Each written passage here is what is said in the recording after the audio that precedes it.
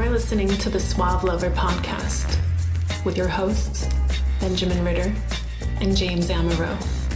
SuaveLover.com, advising gentlemen on the art of romance.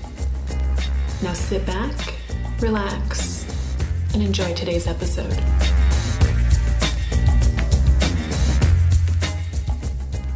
I had a girl ask me yesterday, James, if you can tell when someone has an orgasm.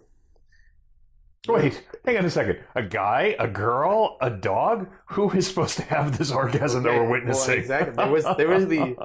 There was no specification, though. It was more so, was there any scientific evidence that someone can follow to know if someone's having an orgasm? Because when I'm having an orgasm, I'm too caught up in the moment to tell my partner that I'm having one. Oh. And I would assume the person would know. Oh, first mistake. What would be your reply to that question? Take off their gag and ask them whether or not they got off. Or set up a brainwave machine, because they can tell when you're orgasming by your brainwaves. They're able to tell when someone's orgasming even if they're not actually realizing that they're having an orgasm. I understood her question more so just to be able to communicate that during the sexual experience. But also, the person should know that she's enjoying it in general just because she's communicating. I mean, an orgasm is part of a sexual experience. Anything before an orgasm and after an orgasm should be foreplay. Like getting into the back of the van. You forgot the chloroform, James. The funny thing about getting aroused and into that aroused state is that it is so dependent on so many different things that just about everything we say is going to have a yeah, but it's going to have an exception. So any claim we make, any generalizations, whatever, are going to have, yeah, there's those funny little situations, there's whatever. Have you ever been with a girl and you could get each other into the mood in about 30 fucking seconds, and you could do these wham bam thank you fucking lunch quickies, and it was really intense and it was really satisfying? Probably because you were both anticipating it and you spent the whole fucking morning thinking about it. And so in some sense, foreplay started at your wake-up alarm. Because sex is just mechanical. You can lube up your cock, you can stick it in if you have a hard Copulation is... You can get off with friction. Sure, you know, right. Maybe she probably would have a little bit harder of a time orgasming. Yeah. But yeah, it's pretty much your mindset. Yeah. And it's your preparation, and it's your relationship with the person, or it's the mood of the situation. But there are certain steps of foreplay that can help you reach that orgasmic experience, or help you have an enjoyable sexual experience that without, especially women, have a hard time reaching. And myself too, I've actually complained about this in relationships. And I've told women that are kind of not having the amount of sex they want in a relationship, well, what kind of foreplay are you doing? What do you mean foreplay? I'm like, well, other than just giving him a blowjob instead of just expecting him to want to have a hard-on and fuck you, instead of not turning him on whatsoever, what are you doing before sex in the morning? What are you doing on the phone? What are you doing through text messages? Are you just, how's your day? Or are you actually being sexual and kind of stimulating him and letting him see you as a sexual object? Or are you making her feel like a sexual object? Or are you trying to be the friend? Are you trying to be the nice guy? Tracy Thomas, Dr. Thomas, she said that, I love this quote, on its own, sex is pretty mechanical. Insert penis into vagina, etc., etc. Foreplay is where you learn what you like and don't like. And I think more than that, though, it's who you like and don't like. And how you express that and how you share that with them, right? I think most men realize that women need longer than men to warm up. If you're having sex with your partner and maybe they seem satisfied, but there's no foreplay involved, most of the time they're not. Foreplay is a very important part of a sexual experience, especially for women, to warm them up properly and to allow them to reach orgasm. And if you're not focusing on the person that you're with, she's going to probably end up focusing on somebody else. So what comes to mind when you think about foreplay with your partner? I have to think about communication, because the kinds of things that I like to do are certainly not mainstream. The kinds of things that I really like to do require a level of informed consent. The kind of stuff that really gets me off is power dynamics, is control, is use of bodily force. And in order for that to be cool and safe, because that is something that needs to be cool and safe, A lot of ridiculous amount of communication. So now when I'm thinking about this as foreplay, what I'm not trying to do, and this is for anybody who is thinking, you can generalize this to vanilla settings in obvious ways. I'm not necessarily trying to get her to agree to, but what I'm trying to do in the foreplay is go into a hypothetical fantasy.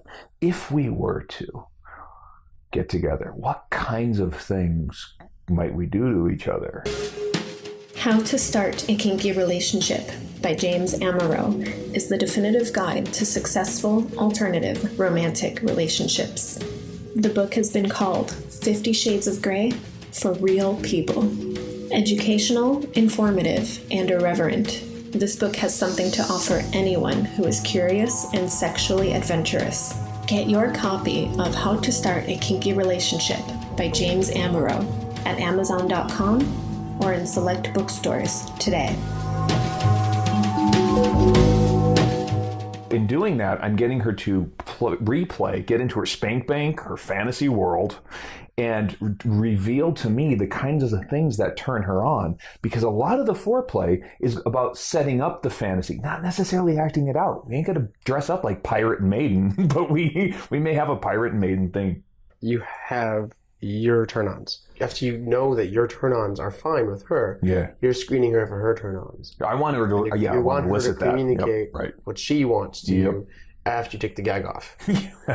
And for her to be cool with just about anything is great, but you need specifics. Assuming that this is somebody that you have been having sex with, now you're going to have sex with them again. This is an existing lover, but so you're still discovering this stuff.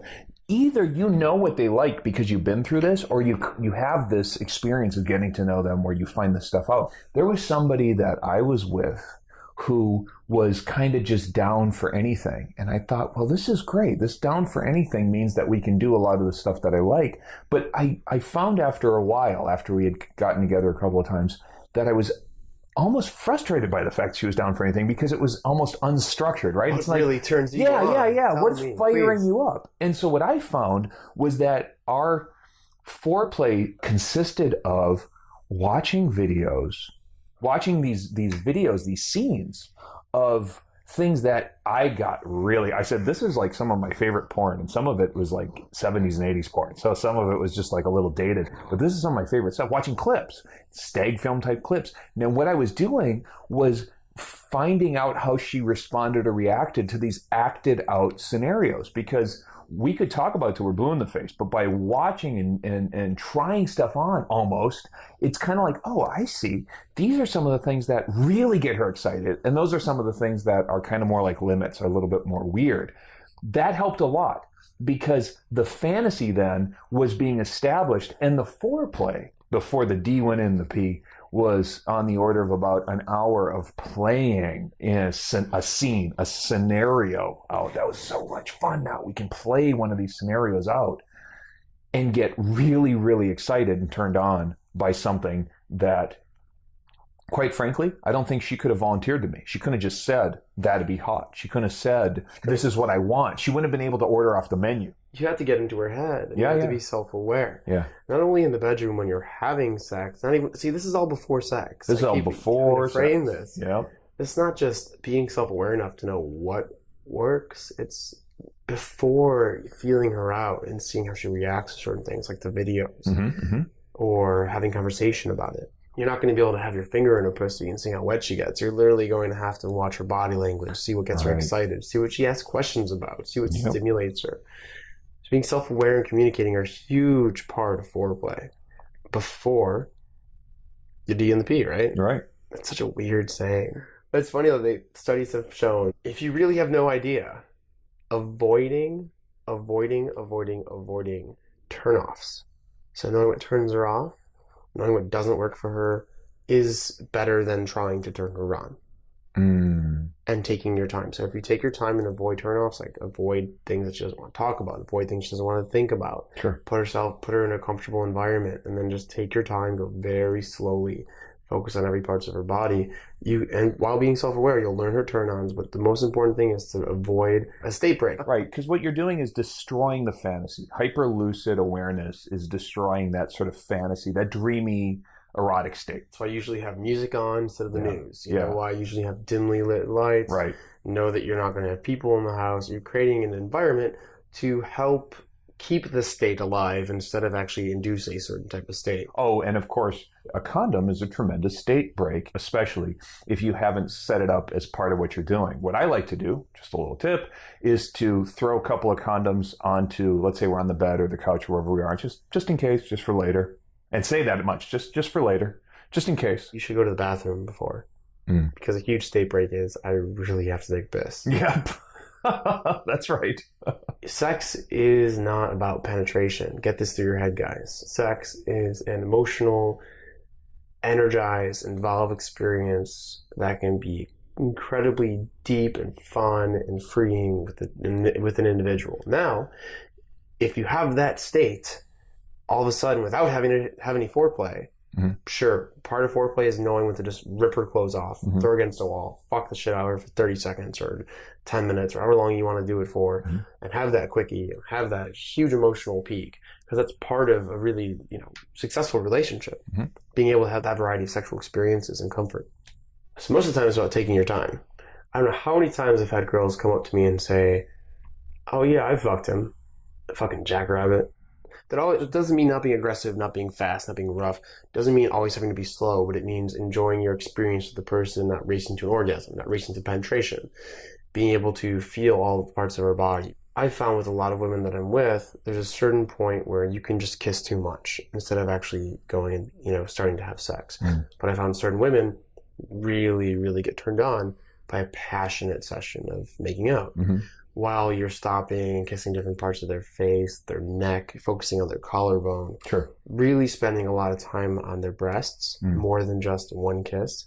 Really playing around with their nipples, just really hitting every part of them, the sides of their body, even like rolling them over their shoulder, giving them a quick massage, and really savoring their body, making them feel that they're beautiful, that they're comfortable, that you really aren't just rushing to penetration, because it also shows you value them a little bit more.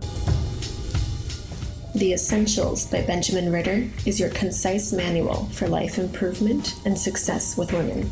The Essentials has been called a straight-to-the-point lesson in the lost art of being a man. Packed with insights, this book will transform the way you think about dating and relationships. Get your copy of The Essentials by Benjamin Ritter at Amazon.com or in select bookstores today. Going down on a girl, very much an advocate of it. Don't think that you should have a routine, though, where you always do the same thing.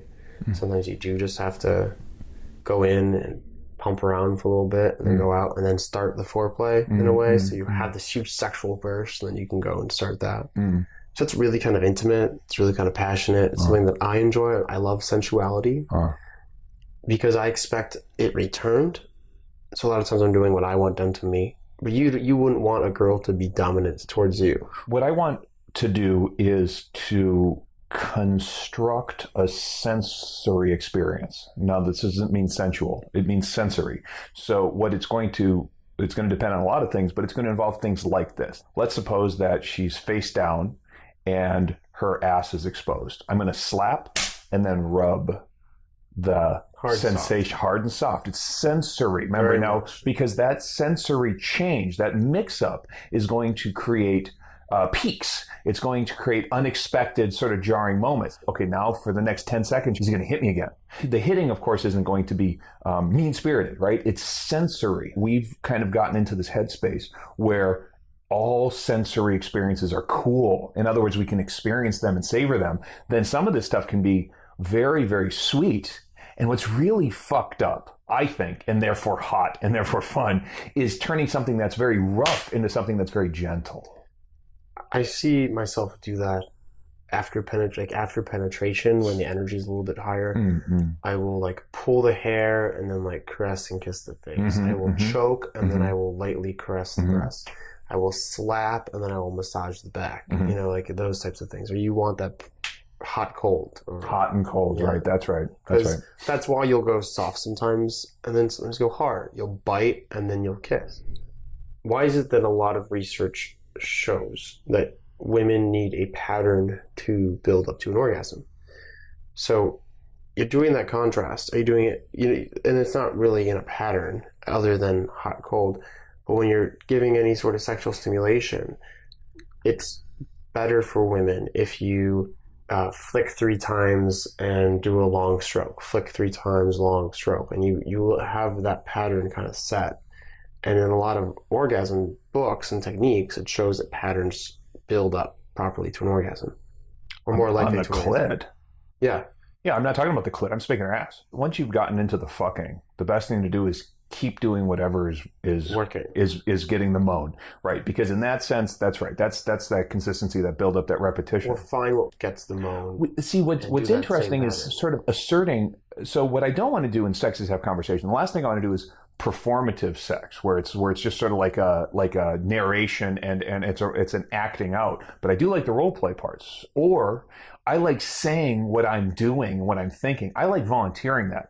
I don't expect that my partner says, "Oh my God, this is so hot," or anything. I don't expect anything from her. But when I say, that ass is mine, and I just squeeze, and I say things like that, what I'm doing in this foreplay, in this setup, is, I think, communicating to her what I would like for her to experience or to know about what's going on here. And then I'm just trying to read signals. I mean, I think this is one of those things where, as a dom, and most straight guys are probably going to go through much the same, you've got to be really attuned to what she's not saying and reading signals for what, because you're fucking you're like the stage director, man. You gotta orchestrate this experience. Your job is to facilitate an awesome experience here, and you can't sit there and bitch about the actors not reading the script right. Everything I do is a pattern, and I think that you probably have some sort of a pattern yourself. If you're giving a good massage, is based on the pattern. It's based on the flow of your massage. Oh yeah. You're not just massaging the lower back, jumping to the neck, jumping to the thigh. You're going in a motion that has some sort of pattern within your head that if you were watching yourself do it, you probably could figure it out. Obviously, the next fuck will not be an original act, right? You've done something like it before. But what I think that doesn't mean is that it's still not actually authentic. But you see what I'm getting at? Not a pattern for each time you have a sexual experience, but your foreplay is made that much more of an experience if you almost can predict where you're going to go next, in a way. Foreplay is like a story. Yeah. And you have to make sure that you're following a story and you're being self-aware of her reactions to your story, so you're staying on track for both of you. Yeah. And if you ever feel something is not right, then you're probably not doing something right. Because if you're self-aware enough and within the state, you'll realize when something is going wrong or something isn't being perceived as it should be. So if I'm going to please someone sexually and she needs X, Y, and Z to get off, but it doesn't do anything for me, that's her foreplay. Sure. She needs me to bite her nipple, finger her asshole, and jack off her index finger for her to really get turned on and get wet. Right? Yeah, let's say. I learned this because I'm self-aware enough watching her jack off her index finger while I'm having sex with her. That doesn't work for me. So what do you do in that type of sexual situation? For example, I know a girl that needs to truly be porn star graphic. Sure. She needs, even when you're just starting to make out with her, she's like, "Give it to me, daddy. Let me see your cock." Like all these crazy things that can, for some guys, be kind of strange, right? Turns you off. You just gag her. No, I mean that is what compatibility is finding somebody where what you're doing works for the both of you and it's fun for the both of you. But not everything has to be. Look, a blowjob has never in my lifetime done anything for me, ever. Blowjobs to me are a fucking weirdness that I do not understand. I do not get point of view blowjob videos. None of that shit does it for me. That makes me flaccid. I don't want a girl's teeth down by my junk. I think it's fucking weird. However, if a girl loves a blowjob, a guy loves getting a blowjob, the blowjob shit is fun, cool, right? So what I'm gonna find are I'm gonna get more and more involved with girls who are into power dynamics, because I read in Cosmo that if I do the twist and cup the balls and maybe tickle the ass, guys love that. If you go towards my ass, I'll fucking clock you. Get away from that shit, right? So even way before foreplay is getting to know each other sexually and figuring out what your turn-ons and your turn-offs are. And then I think in the foreplay, the story construction is, there's something I've been wanting to try with you, lady. I remember that you, or I know that you, or whatever, and now I'm just going to take charge. I'm going to construct this fantasy. I'm going to make it fucking fun. But for me, foreplay, I want a blowjob. I know what I like. I know what I need. I know what helps me get into the correct headspace. It shows me that she is completely accepting of me, is approving of me. She wants to please me. Mm-hmm. And that's, I think, what foreplay can be, is you want to give her the perception that you want to do everything for her, mm-hmm. to make her feel comfortable, to let her be able to express her sexuality to you, to be able to feel comfortable exposing maybe some things that are a little bit that she thinks may be weird. So by doing all these things to her, to really focusing on her body and foreplay and not just penetration and your own pleasure, right? You're really making her feel that you want to please her, right? Generally, which makes her feel comfortable with you sexually. You have been listening to the Suave Lover podcast.